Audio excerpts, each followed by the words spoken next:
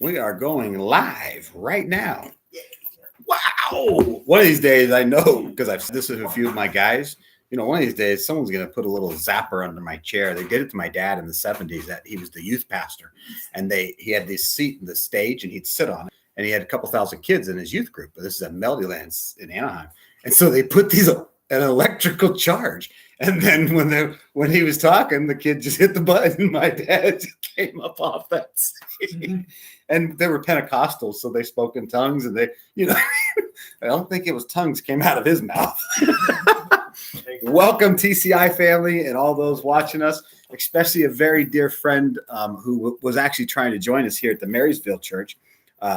Lisa, I love you, girl. I miss you so much. I had a rich single man, by the way, around your age that was coming to the church to see. I'll have to set that up for someone else. Tonight, I'm going to do a very simple message and a very fast one, and I hope you catch it because it honestly really is one of the keys, in my opinion. That's why I'm using it at the beginning of our year. We started off with the idea of the year is 2023, transform me. I can change the world. I really can. So can you. So can you. So can you if you just focus on transforming you. You don't have to change anybody else. Just change yourself to the best version that we can be. And so we're going to talk about gratitude and how it's one of the keys to everything to do with our success, our joy, our happiness, our stress levels.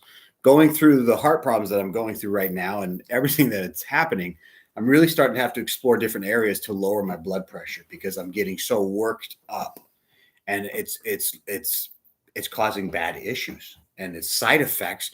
And here's the interesting thing. After talking to one of my mentors, I realized something. I was the one causing myself the pain. I'm causing myself the pain.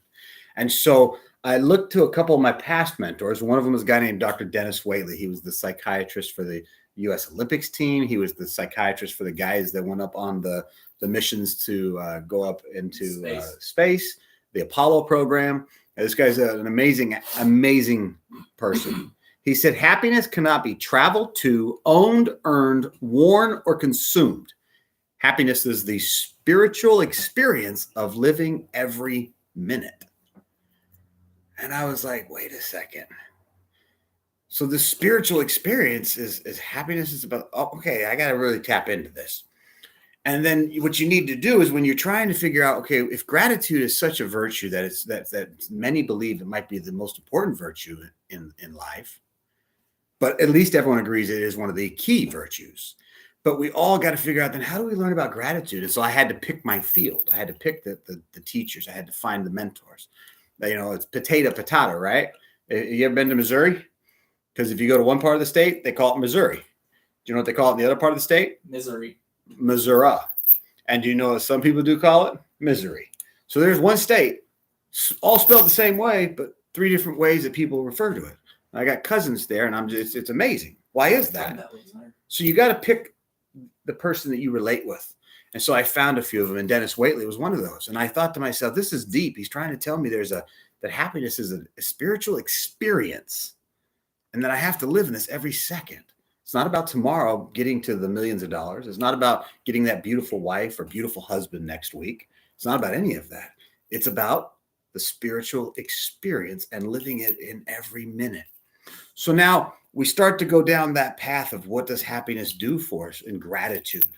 Well, the first thing is, could you do me a favor and say, thank you? Thank you. You know what? Both of you did it. Two people said thank you. And you know what their mouth did? Thank you. It's a natural thing. It naturally curls the way your mouth does. It curls it up. Now, what that does to your brain is really intriguing. It actually releases chemicals that put you in a creative state.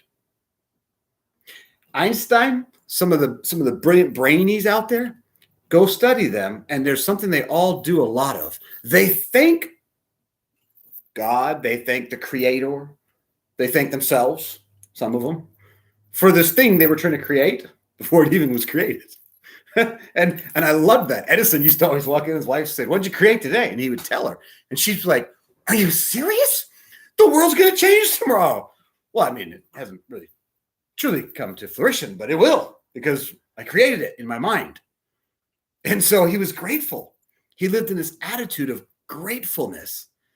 And in this attitude of gratefulness, this gratitude, you actually become healthier, because in smiling, science has proven in cardiology, in the cardiovascular system, that it actually lowers your blood count, the pressure in those valves. It's lowering it by being grateful. Driving for me is a nightmare sometimes. That's why 2023, no more for me. I am not mad at anyone on the freeway anymore. Nope, not going to bother. I don't care what they do. They're not getting into me. They're not going to own me. In Washington. Anywhere. And I'm going to be grateful for those bad drivers. Wait a second. Did he just say that? I did. And I'm going to be grateful because right now, the next few weeks, for those watching in here, we're preparing to start the recordings of a 7-part mini-series that we're doing on my life. And it's been interesting working with our lead psychologist, and he's been really asking questions, and I've been then starting to ask more questions. And then I happen to go back to old traumas of mine, right? Childhood traumas, teenage traumas, people's deaths, all kinds of bad things. And what's interesting is with this study, I realized something. I have to be grateful. Not that what happened. That I'm not grateful for. And no one should ever be grateful for that. But it happened. It's over. My friend was shot in my place. He died in my arms. There's nothing I can do. I'm not grateful for that. But now that it's happened, I am grateful for this experience that I was in, so that I can learn from this experience and never allow a little teenage boy to die because of actions that I did, ever. So I'm grateful for this lesson. I am grateful for his life. And I show gratitude. In the beginning years, it was remorse because I blamed myself. But after I started to delve into it deeper, I realized I've got to let this life mean something. And then when that elder beat my face and shattered it as a 7-year-old, I had to process this. How was I grateful for that? I wasn't. I was angry. That's where the Irish Beast became. But now I'm grateful. I'm very grateful. I'm grateful for it. I really am. The guy died. I know how he died. And I even know I'm pretty sure who did it. And when it happened and I heard the news, I was excited. Now, tonight, when I thought of this week, having to delve back into this memory, let me tell you what I thought. I felt so sad. So sad for this man. So sad for him, his legacy, who he was, and how angry and pain and suffering that he was going through because he holds me no longer. I'm grateful for that experience and that gratitude that I can use that to help other people get over their traumas, get over themselves. So what? It happened. It's over. Move forward. It's dead. It's in the past. So let's look forward by looking backwards. Cicero. Really smart cat, Marcus Cicero, politician, lawyer, great thinker. He wrote over 1/3 of the Latin written languages in books and literature. He said, gratitude is not only the greatest of virtues, but the parent of all others. So by searching back in time, I found an answer that's been almost avoiding. You're telling me that all the other virtues, which by the way, the other 7 virtues there's humility, charity, chastity. Okay, I failed humility. I failed chastity. I'm a very good person in giving, so I've got that one. Gratitude, temperance. Okay, maybe lately I'm more temperate and I wasn't temperate in the past. Patience and diligence. And so these 7 virtues, he was saying, one of our greatest thinkers, he was saying that he believes it should be at the top, that everything else is birthed out of that virtue. And it's true. Here's what I've learned. I'm watching what I've been creating in the last 3 years of my life, and I'm in a different state. And that state I'm referring to is a state of gratitude. I'm grateful for my prison experiences. I'm grateful for all the horror I've endured. I'm so grateful. And then it's true. Your brain starts creating, and my brain started creating again. And then I started realizing there was a future and a vision, and I started going and started for $20 in my pocket with nobody. And now all of a sudden, God's opening the doors everywhere. And my wife and one of our companies is opening its doors in Marysville. And it's got an amazing, it's just, things are just going. And here's why I'm hearing this because I'm paying attention. Why is all this now happening? I'm the same guy as I was a couple of years ago, right? I'm the same guy as I was 20 years ago. Yeah, I'm the same person, but I'm living in a different state. My state is a state of gratitude. And in this state, and I'm going to try to keep us here in this state of gratitude for just a couple weeks so we can really understand it.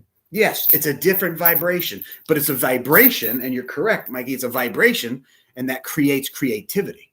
So if you're a person that says, man, I'm trying to figure stuff out, I just don't feel like, we need to become more grateful. I'm grateful for my jerk boss. I'm really grateful. He's taught me what I'm not going to be. I can't stand the owner of a company that's in the newspapers right now who's arrested and all this stuff. He's an evil man. But let me tell you, I'm grateful for what he did to me. I'm grateful for what he did to the men that I'm with, because now I can make sure that never happens to any of us. I've learned from it, and I'm grateful for this moment. And no matter what comes at you, having a child die, try to be grateful for it. I still find times where I have a difficulty with that. But let me tell you what, I am so grateful for that life. As brief as I had access to that person on this short term we have in life, I'm so grateful. And the pain of what I endured allows me now to help others. So I'm so grateful for it. I am. Would I wish I could do it another way and that person's still here? Absolutely. And I would. And for anyone who wants to know, gratitude vibrates at... Sorry, guys that are watching, Mike, one of our guys, 540 megahertz. He's talking about the vibration that I was discussing. And so now that we've moved out of Cicero, I want to close with this. And here's how we're going to close. When he's speaking of these virtues, I want to take you to two different places. One of them is the Bible. Okay, when you look at what the Bible says, Psalms 107 says, give thanks to the Lord, for the Creator is good. God's steadfast love is forever. Be thankful. It doesn't say God's going to fix everything.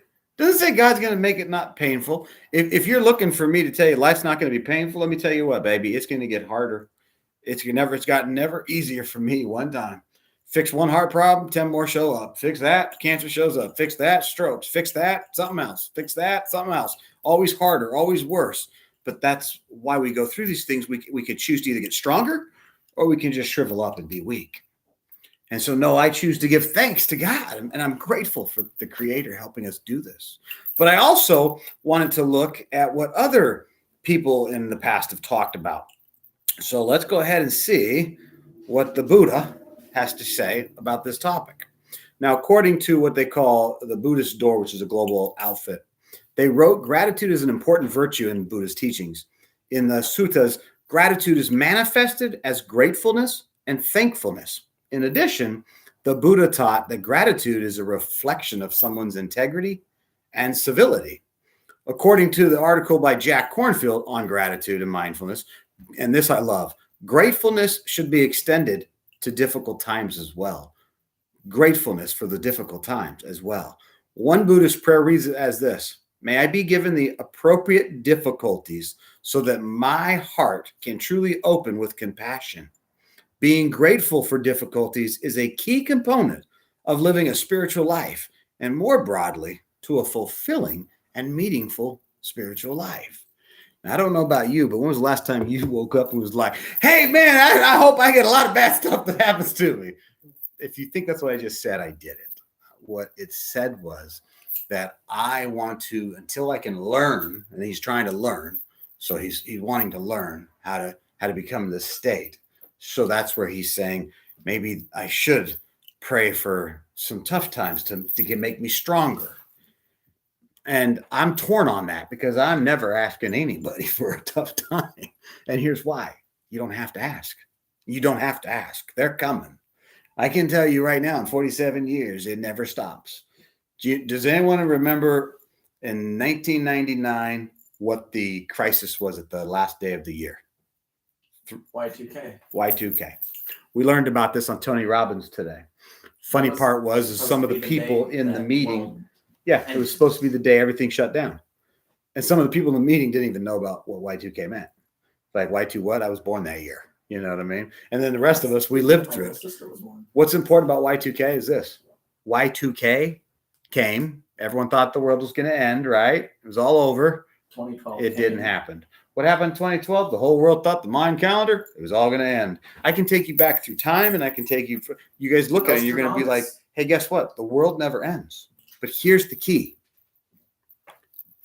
It's about this spiritual journey. The Buddha, Christ, Marcus, Cicero, Dennis Waitley, they're all saying the exact same thing. And so when I was trying to look for a couple of the notes from my past, positive versus negative thinking. My nickname, Mr. Positive. My hashtag, it's hashtag live positive. Does that mean you're that positive thinker? Absolutely. And here's why, guys. A negative mindset often leads to more negativity. But thinking more positively about a situation or circumstance leads to feelings of gratitude. And gratitude can then result in a more creative thinking, increased mental productivity, and a wider attention span. And that's why. That's the key. You need to be grateful and allow that creativity to come out of you. And it's not easy. Tell me that, you say, hey, you tell me that. Well, you guys all here are witnesses. I've told you that the day I got back from a chemo treatment, when I puked on that floor after going out and running for 3 miles with one of the guys in the house, because I was determined to not let anybody say, well, that Rev used that as an excuse. No, sir. I'm going to stay in shape. I'm going to change. Not going to let any kind of chemo, any cancer stop me. So what? I can't use that leg. So what? I'm peeing blood all the time. So what? I'm puking blood up. Who cares? It's just life. I'm grateful for it. No matter what comes at you, be grateful. It's not going to be easy. This practice, I'm 47. I just think I'm scratching the actual surface. I really do. I'm seeing now where I'm able to start living in a state of gratitude, and I'm just scratching the surface this last 3 years of my life. And so all I can tell you, proof's in the pudding. If you want a stress-free life, a better life, it all starts with your gratitude. I'm not going to tell you which politician I like and which one I don't like, but I am truly grateful for all of our politicians. Do you want to know why? No matter how bad they're doing, no matter how anything, I don't care. Some of them trying to screw everything up and throw us all in prison. Some of them are trying to free everyone. Some are trying to make money. Some are trying to do good jobs. I don't care. Trying to destroy the world. Yes, but here's the thing. I'm grateful for this beautiful country. Wow, it's going to fall apart. I know. They've been saying this from the beginning when we started. And it probably is going to continue to fall apart. And it will change names, right? Look at Rome. Everything changes, ebbs and flows. That's life. But here's the thing. I'm grateful for. What? You're grateful for that president who screwed the economy up? Yep. You're grateful for the president who had sex with the college girl in the presidential White House? I mean, am I glad of that act? No. But am I grateful for the president? Yes. You have to find a way to find gratefulness. I have learned things from those people. Be grateful for learning what Naira to do. And that alone can transform your life. So I love you guys this week as you go forward. Think about how you can improve your gratefulness. You don't need to be like me. I'm not saying you need to be me, right? What did you ask today when you got here? How you doing, Rev? What did I say? I said, fantastic. If I was any better, I could do a triple gainer off the roof and land it. It's my standard speech. I don't know what that is. It's because I'm going to do a big somersault off the roof and land it. And why do I say that? Because I don't feel good. I don't. I want to feel good. So I speak it as though I am. That positive thinking allows me to be grateful for the pain I'm in right now. It's horrific. But guess what? I am so grateful because when I do get the relief, I'm going to be so like, oh, thank you, Lord. It's amazing. So be grateful. I love you guys. God bless. Take care. Thank you all. I'm actually surprised that gratitude can be quantified. Oh, it's amazing.